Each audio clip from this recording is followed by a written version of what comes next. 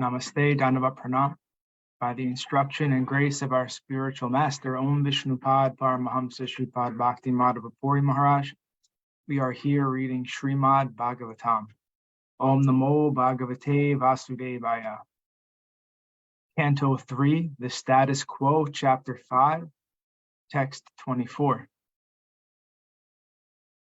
Sava esha tadha drasta napasya drishyam ekarat mene shantam ivatmanam shukta shaktir ashukta drik. The Lord, the undisputed proprietor of everything, was the only seer. The cosmic manifestation was not present at that time, and thus he felt imperfect without his plenary and separated parts and parcels.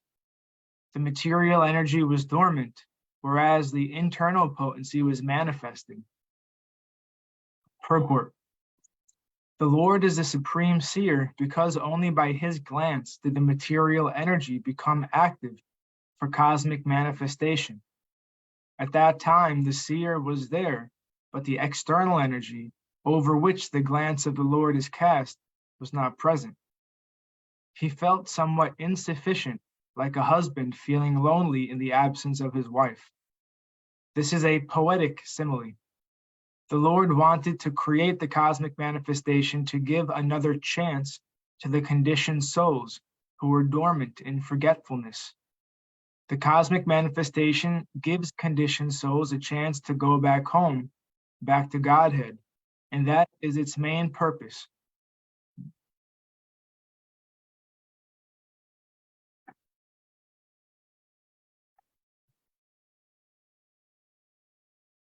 And that is its main purpose. The Lord is so kind that in the absence of such a manifestation, he feels something wanting, and thus the creation takes place. Although the creation of the internal potency was manifested, the other potency appeared to be sleeping, and the Lord wanted to awaken her to activity, just as a husband wants to awaken his wife from the sleeping state for enjoyment.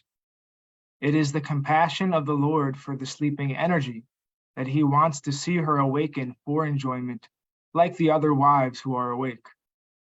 The whole process is to enliven the sleeping conditioned souls to the real life of spiritual consciousness, so that they may thus become as perfect as the ever-liberated souls in the Vaikuntha Lokas. Since the Lord is Satchidananda Vigraha, he likes every part and parcel of his different potencies to take part in the blissful rasa.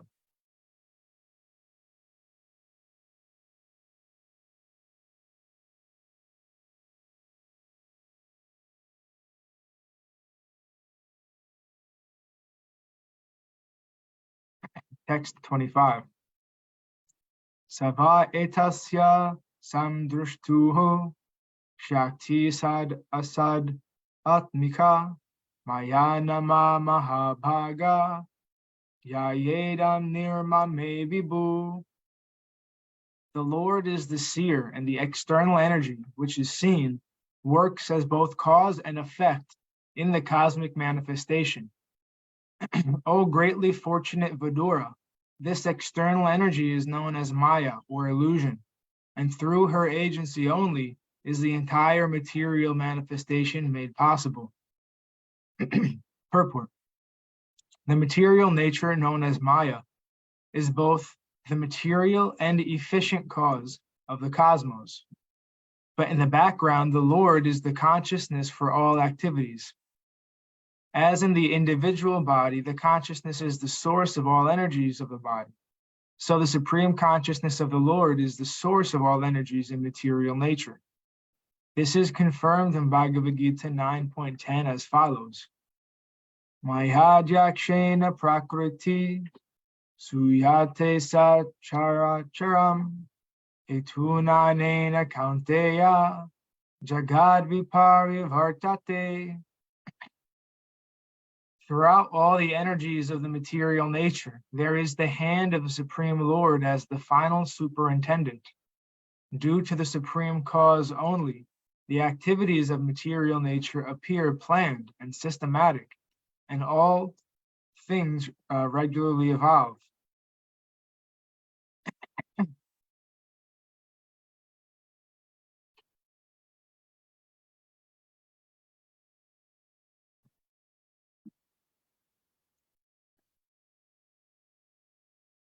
Text 26.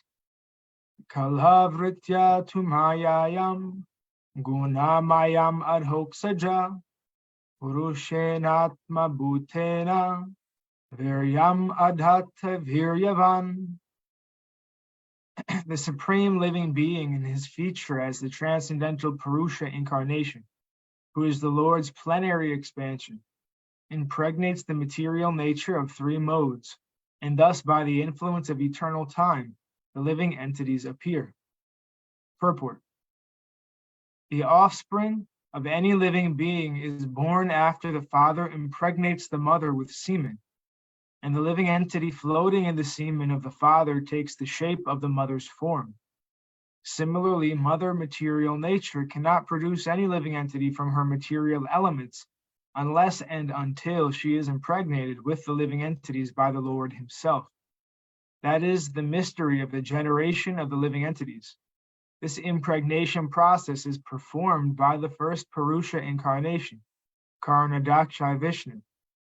Simply by his glance over the material nature, the whole matter is accomplished. We should not understand the process of impregnation of the by the personality of Godhead in terms of our conception of sex. The omnipotent Lord can impregnate just by his eyes, and therefore he is called all-potent. Each and every part of his transcendental body can perform each and every function of the other parts. This is confirmed in the Brahma Samhita 5.32. Angani yasya sakalendriya vrittimanti. In Bhagavad Gita 14.3 also, the same principle is confirmed. Mama yonir mahad brahma tasmin garbham dadhayaham. When the cosmic creation is manifested, the living entities are directly supplied from the Lord. They are never products of material nature. Thus, no scientific advancement of material science can ever produce a living being. And that is the whole mystery of the material creation. The living entities are foreign to matter, and thus they cannot be happy unless they are situated in the same spiritual life as the Lord. The mistaken living being, out of forgetfulness of his original condition of life, unnecessarily wastes time trying to become happy in the material world. The whole Vedic process is to remind one of this essential feature of life. The Lord offers a conditioned soul a material body for his so-called enjoyment, but if one does not come to his senses and enter into spiritual consciousness, the Lord again puts him in the unmanifested condition as it existed in the beginning of the creation. The Lord is described here as Viryavan, or the greatest potent being, because he impregnates material nature with innumerable living entities who are conditioned from time immemorial. Text 27. Tato bhavan mahat tatvam avyaktat kala koditat vigyanat matma dehastam Vishvam Vyanjam Stamonudha. Thereafter, influenced by the incarnations of eternal time, the supreme sum of total matter, called the Mahatattva, became manifested. And in this Mahatattva, the unalloyed goodness, the Supreme Lord, sowed the seeds of universal manifestation out of his own body. Purport. In the due course of time, the impregnated material energy was manifested first as the total material ingredients. Everything takes its own time to fructify, and therefore the word kalakoditat, influenced by time, is used herein. The Mahatattva is the total consciousness because a portion of it is represented in everyone as the intellect. The Mahatattva is directly connected with the supreme consciousness of the Supreme Being, but still it appears as matter. The Mahatattva, or shadow of pure consciousness, is the germinating place of all creation. It is pure goodness with the slight addition of the material mode of passion, and therefore activity is generated from this point. Text 28. Sopyam saguna kalatma bhagava drishti gochara atmanam vyakarod atma vishvasyasya sishrikshaya. Thereafter, the Mahatattva differentiated itself into many different forms as the reservoir of the would-be entities. The Mahatattva is chiefly in the mode of ignorance, and it generates the false ego. It is a plenary expansion of the personality of Godhead, with full consciousness of creative principles and time for fructification. The Mahatattva is the medium between pure spirit and material existence. It is the junction of matter and spirit, wherefrom the false ego of the living entity is generated. All living entities are differentiated parts and parcels of the personality of Godhead. Under the pressure of false ego, the conditioned souls, although parts and parcels of the Supreme Personality of Godhead, claim to be the enjoyers of material nature. This false ego is the binding force of material existence. The Lord again and again gives a chance to the bewildered conditioned souls to get free from this false ego, and that is why the material creation takes place at intervals. He gives the conditioned souls all facilities for rectifying the activities of the false ego, but he does not interfere with their small independence as part and parcels of the Lord.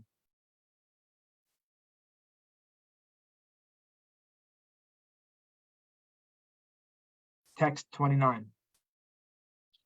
Mahatatvad vikurvanad aham tatvam vyajayata karyakarana karatma bhutendriya manomaya vaikarikas tajashascha tamashas chetyaham trida.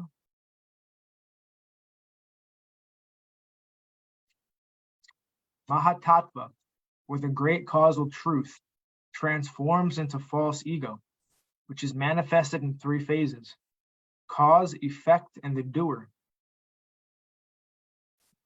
All such activities are on the mental plane and are based on the material elements, gross senses, and mental speculation.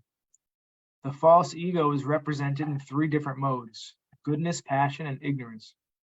Purport.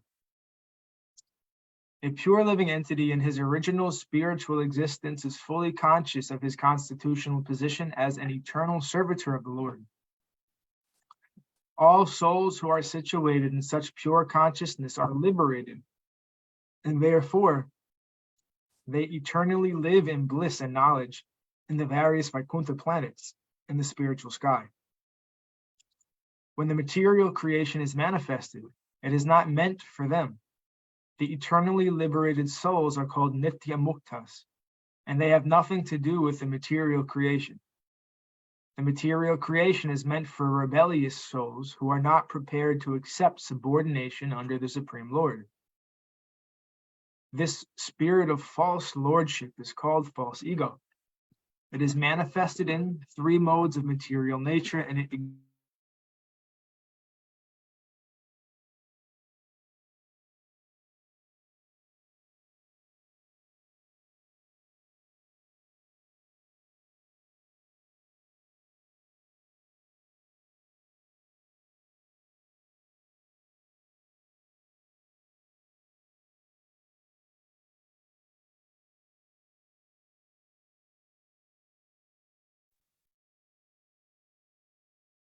those who are puffed up by the mode of, those who are in the mode of goodness think that each and every person is God, and thus they laugh at the pure devotees who try to engage in the transcendental loving service of the Lord. Those who are puffed up by the mode of passion try to lord it over material nature in various ways. Some of them engage in altruistic activities as if they were agents appointed to do good to others by their mental speculative plans. Such men accept the standard ways of mundane altruism, but their plans are made on the basis of false ego. This false ego extends to the limit of becoming one with the Lord. The last class of egoistic conditioned souls, those in the mode of ignorance, are misguided by identification of the gross body with the self. Thus, all their activities are centered around the body only. All these persons are given the chance to play with false egoistic ideas, but at the same time, the Lord is kind enough to give them a chance to take help from scriptures like Bhagavad Gita and Srimad Bhagavatam, so that they may understand the science of Krishna and thus make their lives successful. The entire material creation, therefore, is meant for the falsely egoistic living entities hovering on the mental plane under different illusions in the modes of material nature. And thus ends our reading for today. We'll continue from text 30 tomorrow on Friday. On Wednesday, what do I say? Jayam Vishnu Pad Paramahamsa Shripad Bhakti Madhava Puri Maharaj Ki Jai. Jai Srila Prabhupada, Srila Guru Maharaj, Srila Gurudev, Srila Acharya Dev, Srila Shanta Maharaj Ki Jai. Jai Rupa Nuga Guru Varga Ki Jai. All glories to the assembled devotees, all glories to the worldwide devotees, Sama Bhaktiveda Vrinda Ki Jai. Jai Navadvip Dham Ki Jai, Nishangapoli Dham Ki Jai, Mayapur Dham Ki Jai, Jagannath Puri Dham Ki Jai, Baladev Subhadra Jagannath Ju Ki Jai, Ganga Mai Yamuna Mai Ki Jai, Vrindavan Dham Ki Jai, Giri Govardhan Gupta Govardhan Dham Ki Jai, Sham Kund Radha Kund Ki Jai, Tulsi Devi Bhakti Devi Vrinda Devi Ki Jai, Jai Srimad Bhagavatam Ki Jai, Jai Harinam Sankirtan Yagya Ki Jai, Scientific Sankirtan Yagya Ki Jai, Princeton Bhakti Vedanta Institute Ki Jai, Sri Chaitanya Saraswat Institute Ki Jai, Sri Chaitanya Saraswat Mat Ki Jai, Nitai Gaur Premanandi Hari Hari Hari Srimati Uma Devi Dasi Ki Jai, Hari Bol. Shripad Krishna Keshav प्रभु की जय। Jai Gurudev. दंडवत प्रणाम। Dandavad Pranam Didi.